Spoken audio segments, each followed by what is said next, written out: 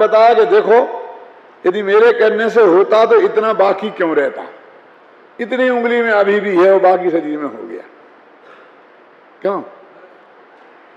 उन्हें प्रमाण के रूप में ये पेश किया।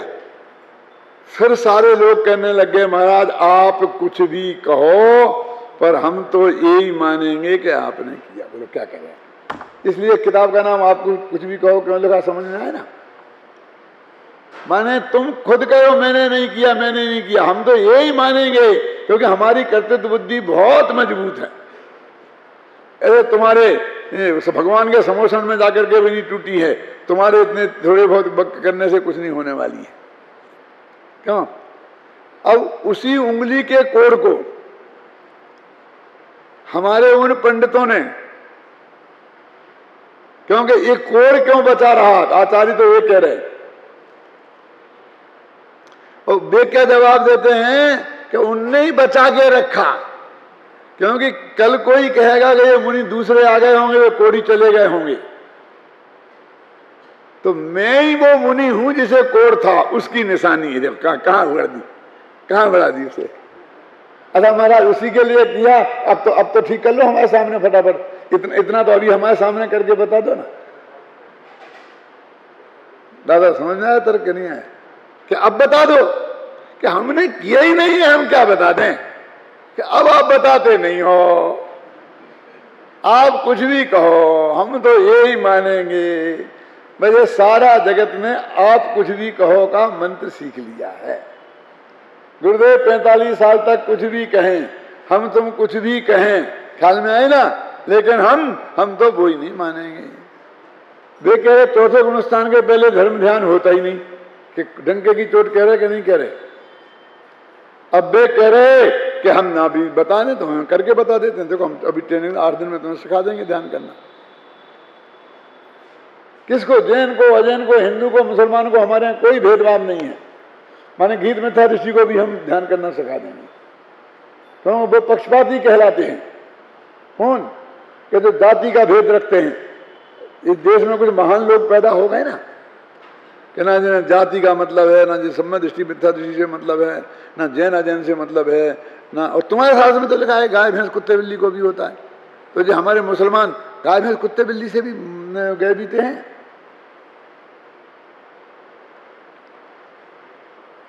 मैंने एक दफे सुनाया था शायद आप लोगों को याद है कुछ के नहीं, कि हम अमेरिका में मैं बहुत दिनों से त्रिकाली धूप समझाते समझाते एक भाई ग्रुप था, वो इतना पक्का और कट्टर हो गया कि वो और कुछ करता नहीं था, यही करता था निरंतर स्वाध्याय वगैरह वगैरह, बहुत पक्का। और जब मेरे से उनने प्रश्न किया कि साहब हमने ये सारी बातें आपकी सीख ली, सब समझ लिया, और फिर भी हमें आत्मा का अनुभव नहीं होता है, हमने बहुत कोशिश करी। तो मैंने उनसे कहा कि भैया तुम छोड़ो इस बात को, तुम जो मैं समझा रहा हूं वो समझो। बोले नहीं आप बताओ कारण क्या। मैंने कहा मैं कारण बताऊंगा, तुम सुन नहीं सकते। क्या बात करते हैं आप साहब, हम इतने दिनों से 10 साल से आपका सुनते हैं, और कैसा हमने पढ़ा किया, अभ्यास किया, सब बात किया, और हम तो दूसरों की सुनने ही नहीं जाते हैं, और आप ऐसी बात करते हैं। मैंने कहा मैं कह रहा हूं कि तुम सुन नहीं सकते। तो बहुत पीछे पड़े सुशील जी, बहुत पीछे पड़े, डिट्रोइट की बात है। मैंने कहा अच्छा सुन सकते हो, देखो कि जब तक गीत मिथ्यात्व तो नहीं छूटेगा तब तक तुम लाख कोशिश करना, ये तुम्हें आत्मा का ध्यान नहीं, सम्मा दर्शन नहीं होगा, आत्मानुभूति नहीं होगी। क्या गीत मिथ्यात्व माने क्या, आप समझ रहे हैं? मैं ज्यादा खोल के नहीं बोलूंगा। टोडरमल जी ने 5वें अध्याय में जिन जिन लोगों को लिया, 6वें अध्याय में जिन लोगों को लिया, वो सब मेरे क्या बात करते हैं, इससे क्या लेना देना है?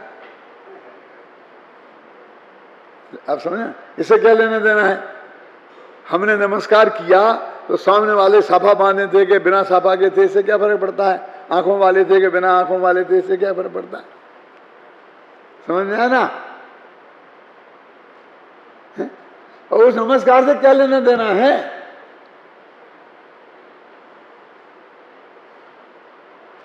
और बुधवार के दिन चले गए उधर, तो हम इससे क्या फर्क पड़ता है?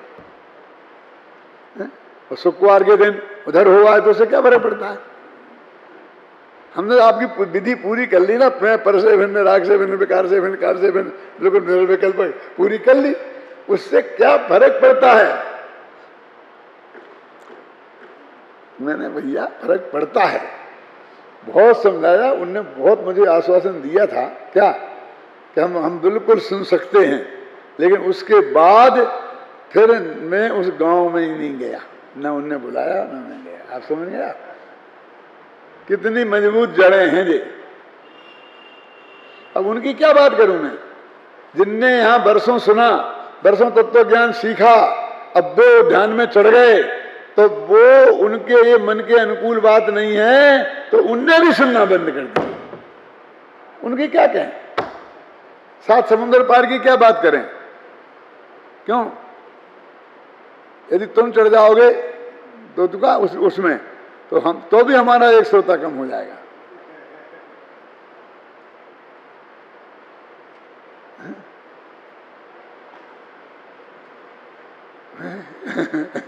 क्यों? मेरे कहने का मतलब यह है कि इस सत्य के श्रवण करने के लिए कितनी मन कसाय चाहिए, कितना सत्य की बात चाहिए, कि तर्क युक्ति के आधार पर चाहिए। अब लिए फिरोगे कि देखो ये लिखा, ये लिखा, ये लिखा, ये लिखा, अब क्या करें? अब तुम अपने मुंह से कह दो कि जी आचार्य झूठे हैं, अब झगड़ा, दूसरा झगड़ा शुरू कर दो तुम। क्या यहाँ एक सम्य दृष्टि को तुम व्यायाम शिक्षक बना दो, क्या करेगा वो? क्यों? सम्य दृष्टि गवर्नमेंट की नौकरी तो कर सकता है ना, और वहां पर व्यायाम शिक्षक बना दो, तो रोजीना समझाएगा ना कि तुम व्यायाम करोगे तुम्हारा स्वास्थ्य ठीक रहेगा, तुम्हारा सब बताएगा कि नहीं बताएगा? ये आसन लगाओगे, ये लगाओगे, नहीं लगाओगे, वो व्यायाम की किताब जो है वही पढ़ाएगा कि नहीं पढ़ाएगा? और सम्य दृष्टि है तो सब सम्य दृष्टि से आप बता रहे, क्या करें?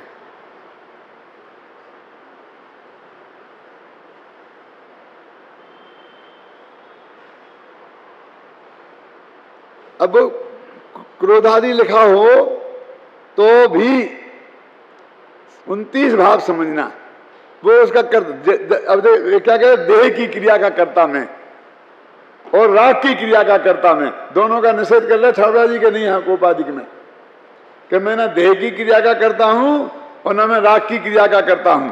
और अब तुम देह की क्रिया और राग की क्रिया में धर्म बता रहे हो, वो धर्म जिससे सीधा मोक्ष होता है। ध्यान तो सबसे बड़ा धर्म वही है ना, जो अंतर्भूत से केवल ज्ञान होता है, उसी ध्यान को तुम कहना चाहते हो। यदि उसके अलावा दूसरे ध्यान को कहना चाहते हो तो 4 प्रकार के बताओ, फिर वो ध्यान से नरक भी जाता, त्रंच भी जाता, उनको भी ध्यान ही नाम है क्या नहीं? आर्द्रोग ध्यान भी ध्यान ही है, लेकिन तुम तो उसी ध्यान की बात करते हो ना। कि जितने लोग हैं वे आत्मा का अनुभव करने के लिए ही, कम से कम मुमुक्षु, वे आत्मा का अनुभव करने के लिए ही उस प्रक्रिया में जाना चाहते हैं ना। बोलो मोहनलाल जी, उनको और लौकिक ध्यान करना है क्या? तो उसकी विधि वो है क्या? तो कहते हैं कर्म कोपादयोमी इति अज्ञानाम, क्या है? अज्ञानियों की ऐसी मान्यता है। यदि ये नीचे की पंक्ति नहीं बोलें और ऊपर की पंक्ति बोल के और हम दुनिया को बताएं कि देखो कितना कितना साफ लिखा है,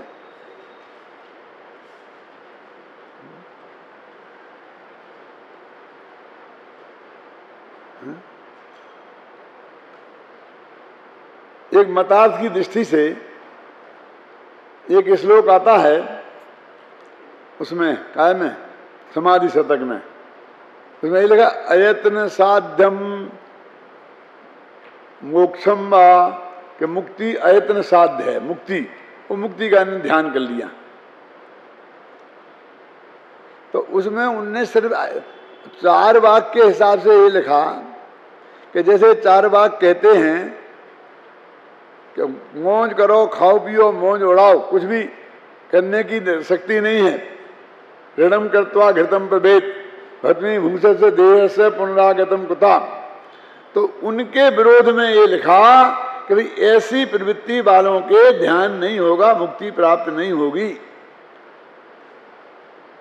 ये सब खोटी प्रवृत्तियां उन्हें त्यागना पड़ेंगी। कि वो तो छूट जाएंगी जब जाएंगे मोक्ष, जब कि नहीं, बुद्धि पूर्वक त्यागनी पड़ेंगी। आप समझेंगे ना, आप ऐसी और उसके बजाय उसको उठा के पेश कर रहे हैं। देखो ये लिखा। देखो मैं और बताता हूं आपको कि हमको छठवां सातवां गुणस्थान का नवीन दिगंबर मुनिराज बनना है। तो कहते हैं कि जब 3 कषाय का अभाव हो जाएगा अन्ना जी, तब कपड़े अपने आप उतर जाएंगे। कुछ लोग ऐसे अतिवादी हैं ना अपने अध्यात्म में, वो छोड़ने थोड़ी पड़ते, तो छूट जाते हैं, और गांठ अपने आप खुल जाएगी। क्यों? और छूट जाएंगे। और वे उनके यहाँ भी कहते हैं, एक दुपट्टा डाले थे महावीर कंधे पे, तो अपने आप झाड़ी में उलझाओ, रह गया तो रह गया, बस खत्म। यानी बुद्धिपूर्वक उनने नहीं छोड़ा था, ख्याल नहीं ना। तो उनके लिए बताया कि नहीं, बिल्कुल सामने गुरु के सामने, देवशास्त्र गुरु के सामने या स्वयं बिल्कुल विकल्प पूर्वक कपड़े का त्याग, वस्त्र का त्याग, ये सब करना पड़ेगा। केश लुंच, ये सारी प्रक्रिया होगी और फिर वो आत्मा में ध्यान करने बैठेगा, तब 7वें गुणस्थान में जाएगा। चले जाते हैं अंदर में। अरे अकेला कपड़े उतार दे तो एक शब्द बोल दिया है, लेकिन बाकी पूरी जो प्रक्रिया है वो पहले संपन्न होगी। लेकिन उससे होने से, वो प्रक्रिया होने से वो ध्यान नहीं हो जाएगा 7वां गुणस्थान।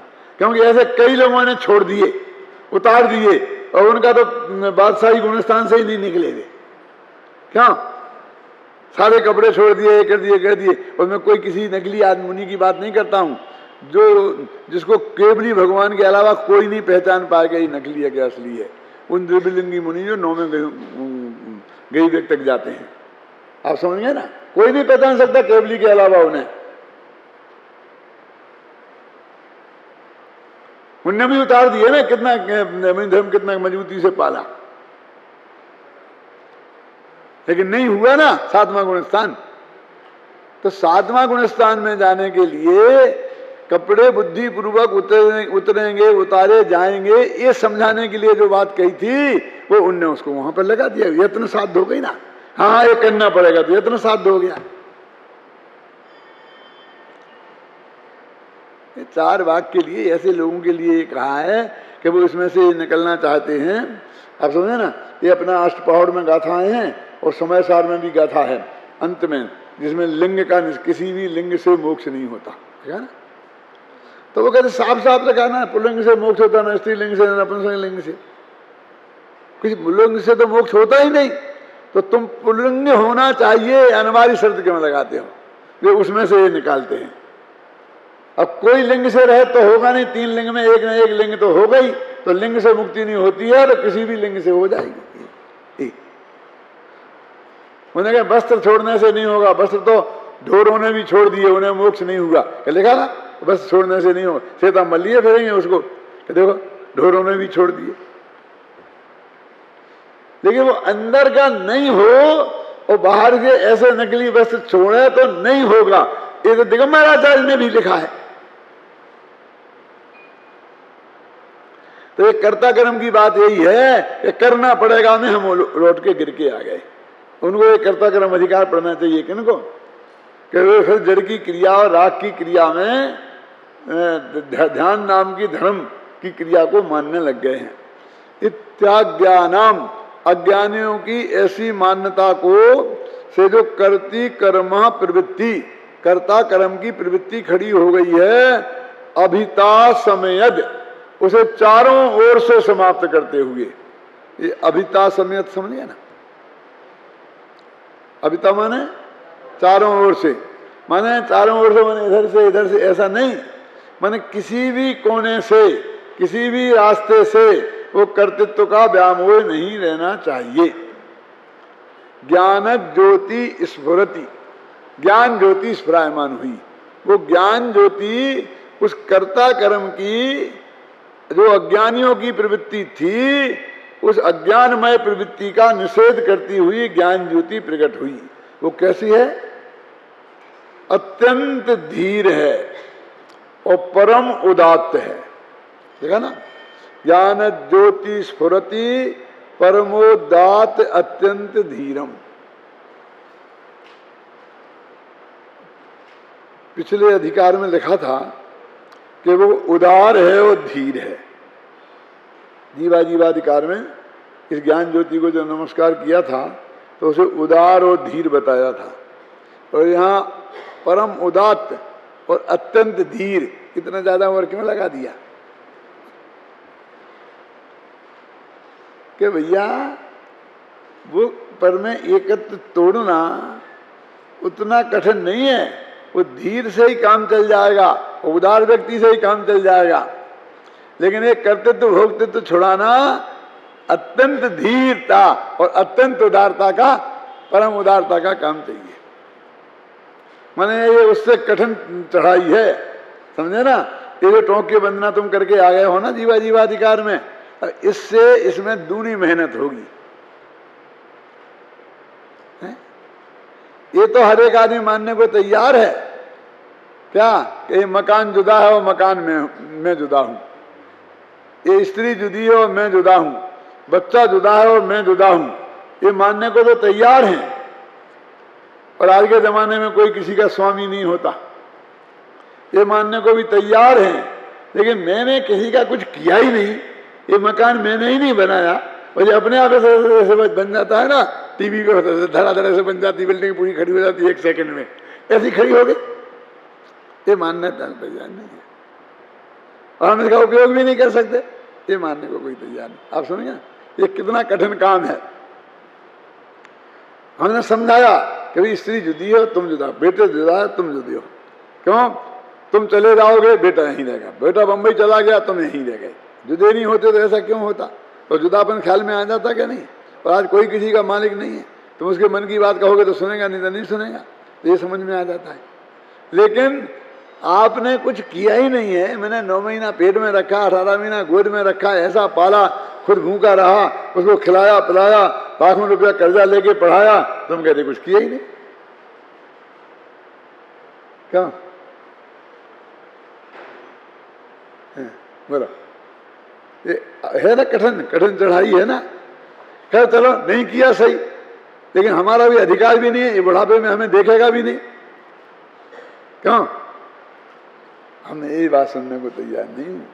इसलिए ये काम बहुत बड़ा काम है, इसके अत्यंत धैर्य चाहिए और परम उदारता चाहिए, तब जाकर के ये काम संपन्न होगा। ऐसे ज्ञान को जो विश्व को साक्षात करता है, निरुपधि है, जिसमें ये सब चीजें पृथक पृथक भाषित होती हैं, मैं उसको याद करता हूँ, माने नमस्कार करता हूँ, ये स्मरण करता हूँ, जो भी समझ लो। हिंदी का छंद पढ़ लो, इसका और विशेष अर्थ मैं कल बताऊंगा। मैं एक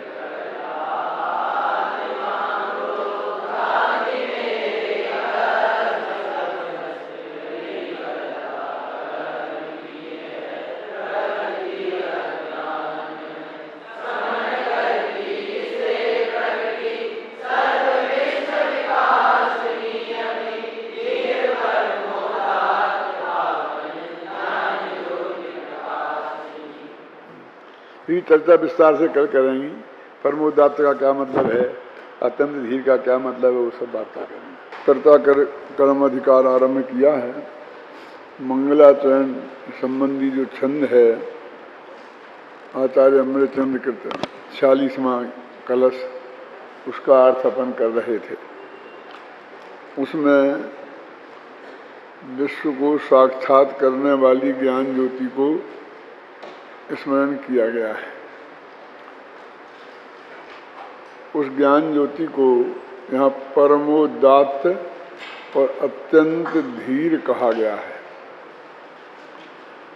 नाटक, इससे समय सार को उन्होंने नाटक के रूप में प्रस्तुत किया है ना अमृतचंद्राचार्य ने। तो नाटक के जो नायक होते हैं, इसका नायक कौन है? हर नाटक में एक नायक माने हीरो होता है ना, एक साइड हीरो होता है, एक विलेन होता है। तो इसका नायक कौन है? तो वो कहते हैं इसका नायक ज्ञान ज्योति है। और उस ज्ञान ज्योति को वे हमेशा नमस्कार करते हैं, कोई भी मंगलाचरण होता है उसके आरंभ में। तो वो नायक 4 प्रकार के भारतीय नाट्य शास्त्र में बताए गए हैं। 2000 वर्ष पहले एक भरत मुनि हुए जो नाट्य शास्त्र के आदि आचार्य माने जाते हैं। जब कुंदाचार्य है ना अध्यात्म के आदि आचार्य, तो नाट्य शास्त्र के आदि आचार्य हैं भरत मुनि। तो उन्होंने 4 प्रकार के नायक हीरो बताए हैं। धीरोदात्त, धीर ललित, धीरोधत्त और धीर प्रशांत। नाम सुना कभी? तो इसमें पढ़ना तो इसमें मिल जाएंगे आपको। तो धीरोदात्त, जो सब में धीर तो है ही है। धीरोदात्त, धीरो ललित, धीरोधत्त और धीर प्रशांत। इसमें धीर शब्द तो चारों में है। इसका मतलब कोई नायक हो तो उसे धैर्य का धनी तो होना ही चाहिए। और धीर और वीर में अंतर समझते हैं आप क्या है? वीर बोलते हैं आक्रमण करने की शक्ति, और धीर बोलते हैं आक्रमण सहने की शक्ति। लड़ाई अकेली वीरता से नहीं लड़ी जाती है, क्योंकि वीरता से तो आप आक्रमण करेंगे, लेकिन सामने वाला भी हाथ पे हाथ रखे तो नहीं बैठा रहेगा ना। वो भी आप पर आक्रमण कर सकता है। लेकिन आपको यदि आक्रमण बर्दाश्त करने की ताकत नहीं है तो आप पहले ही आक्रमण में बेहोश हो जाएंगे। फिर आक्रमण करेंगे कैसे? ये मुक्केबाज होते हैं ना, तो जितनी प्रैक्टिस ये मुक्के मारने की करते हैं उससे ज्यादा प्रैक्टिस उन्हें मुक्के खाने की करनी पड़ती है। तो मुक्का मारना यदि वीरता है तो मुक्का खाना ये धीरता है। पद्म पुराण में लक्ष्मण की धीरता का उदाहरण देते हुए एक बात कही है कि एक वो राज दरबार में गए। जैसे आप जानते हैं जंगल में सीता राम और लक्ष्मण रहते थे ना, तो सब खाने पीने की सब व्यवस्थाएं देखने के लिए नगर में तो जाना ही पड़ता था। और वो नगर किसी न किसी जंगल के जहाँ रहते थे न कोई नगर रहता था, तो उस नगर में वो जाते थे तो साधारण आदमी तो थे नहीं, लोगों की निगाह में चढ़ जाते थे और कहीं ना कहीं कुछ ना कुछ उपद्रव खड़ा हो जाता था। तो ये इधर राज दरबार में पहुंच गए। लोगों को मालूम नहीं था कि ये लक्ष्मण है, और पहुंच गए। और कोई ऐसी भी बात हो रही थी वहाँ की राजा की लड़की के स्वयंवर वगैरह की, और जिसमें कोई शर्त रखी गई थी, तो इन्होंने उसमें भाग लेने की सोची। तो उन्होंने इनका पूछा तुम कौन से राज कुल के हो, कौन से गोत्र के हो, क्योंकि पहले ये बात नक्की कर लेते थे राजा लोग, फिर उसे उस प्रतियोगिता में भाग लेने देते थे। क्योंकि कोई नीच कुल का हुआ और वो जीत गया और उसने वो प्रतियोगिता जीत ली तो फिर लड़की उसके साथ चली जाएगी क्या? तो इन्होंने कुछ बताया नहीं बताया तो उन्होंने मना किया तो इन्होंने उपद्रव किया। कुछ उन्होंने कहा उपद्रव किया तो सामने वालों ने इन पर तीर चलाए। तो उसमें ऐसा आता है, एक तीर आया तो इन्हें इस हाथ से पकड़ लिया, दूसरा आया तो इस हाथ से पकड़ लिया, तीसरा आया तो इधर ऐसा पकड़ लिया, चौथा आया तो ऐसा पकड़ लिया, पांचवा आया तो ऐसा पकड़ लिया, छठवां आया तो ऐसा पकड़ लिया, कोई कुछ पैरों से पकड़ लिए, और अंत में एक आया तो दांतों से ऐसा करके और दांतों से पकड़ लिया। मैंने सीधा मुंह में लिया और मुंह में अंदर न घुस जाए उसके पहले ही दांतों से दबा करके पकड़ लिया, ऐसा रह गया। बस उन्होंने कोई आक्रमण नहीं किया, लेकिन उनकी ये आक्रमण सहने की क्षमता देखकर सब आश्चर्यचकित रह गए। क्या? तो उन्होंने काय का प्रदर्शन हुआ? धीरता का सर्वोत्कृष्ट प्रदर्शन है कि हर नायक को, हीरो को धीर तो होना ही चाहिए। आक्रमण करने से ज्यादा, देखो वीर नाम का कोई इसमें गुण नहीं है, देखा धीरोदात्त है ना, लेकिन धीर चारों में चाहिए। शांति से बात सुने, समझे, विचार करे, सामने वाला जो आक्रमण करे उससे तिल मिलाए नहीं, गंभीरता से सोच के विचार के फिर डिसीजन ले तो क्विक, देर नहीं करे। देर करने में तो गड़बड़ हो सकती है, लेकिन एकदम क्रोध में उत्तेजित होकर के डिसीजन कोई नहीं करे, शांति से करे। ये धीर तो हर एक नायक को होना चाहिए। अब इसमें दूसरे विशेषण बदले हैं, तो धीरोदात्त कि उसमें धैर्य भी हो और उदारता भी हो। अब धैर्य और उदारता का मतलब क्या है कि सामने हमें धैर्य है, हमने लड़ाई लड़ी और लड़ करके हमने उसको जीत लिया, और फिर बड़ी उदारता से कहा कि तुम हमारी अधीनता स्वीकार करो, तो इस राज्य को तुम ही संभालो, और बड़ी उदारता से उसको ही उस पर स्थापित करके सम्मानित करके और अपने वापस आ गए। तो ये उदारता का प्रतीक है। हर राजा ऐसा ही करता था लगभग, है ना। नहीं ये चाहता इसने सामने मेरे सामने लड़ाई करी, लड़ी, अब इसे जेल में डालो, मार दो, कुछ भी हो सकता है ना। हारने वाले के साथ तो आदमी हम कुछ भी कर सकते हैं ना।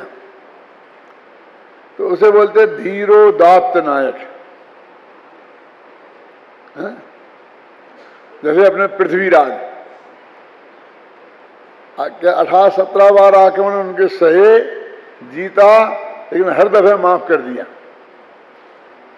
है ना। दूसरे होते हैं धीर ललित। धीरोदात्त राम को भी माना जाता है, राम को धीरोदात्त नायक माना जाता है। धीर ललित, धैर्यवान तो है लेकिन रसिया भी है, कलाओं के रसिया हैं, समझे ना। श्री कृष्ण को धीर ललित नायक माना जाता है। अपने आगे मुरली बजाने लग गए, नाचने लग गए, गाने लग गए, खेलने लग गए, ख्याल में है ना। ये ललित अपने के लक्षण हैं। और धैर्य तो है ही, है? तीसरे होते हैं धीरोधत्त। धीर हैं लेकिन उद्दंड हैं। रावण का नंबर ऐसों में आता है।